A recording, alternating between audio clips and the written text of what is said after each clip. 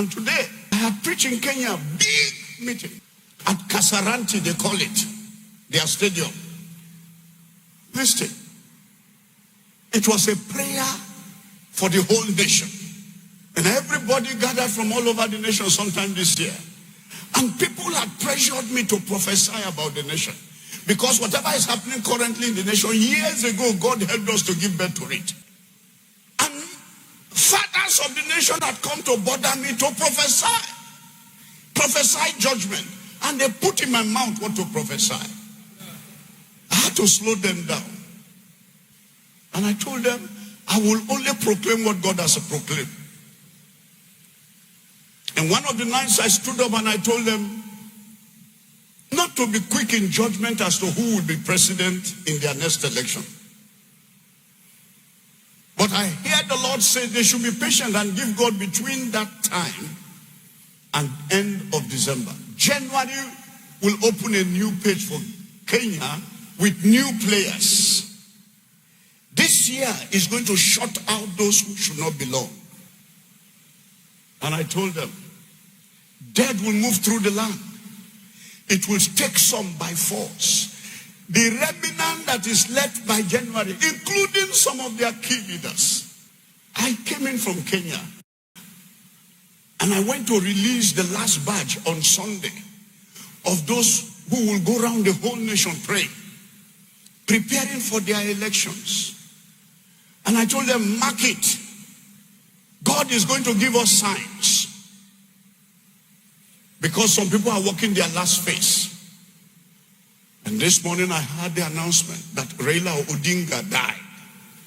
Now, those of you who are not current won't understand the significance of that man.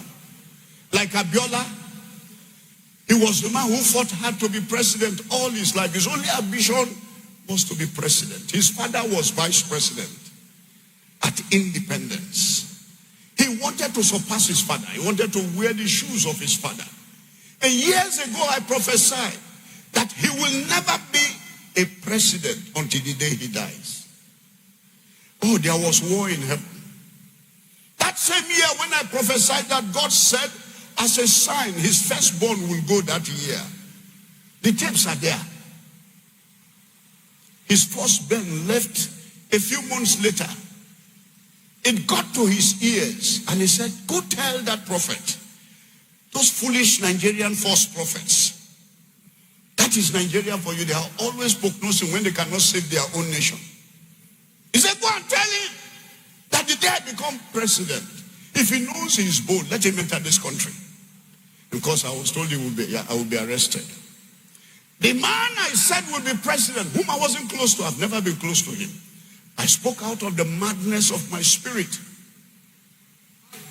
The man I prophesied would be this president, who was the least of them, who was their houseboy, who was the errand boy, is the current president. He became president. And his master, who taught him politics, lost to his son.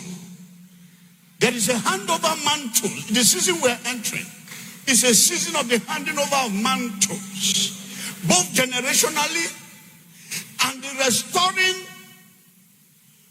of the elders and the prophets that will prepare the way for the future and point the last generation to what is to become and release them like a fiery fire, like a great tsunami army, to go and scatter with their strength.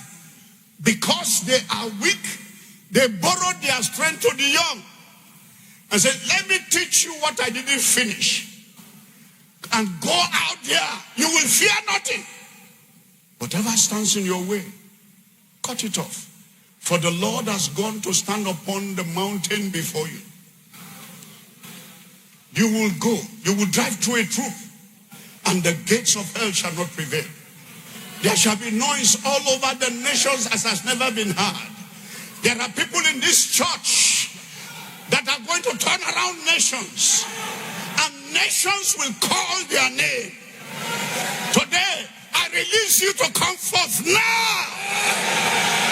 In the name of Jesus. I command the heavens to give way. so that the graves and the living will hear the voice of the Son of God through you.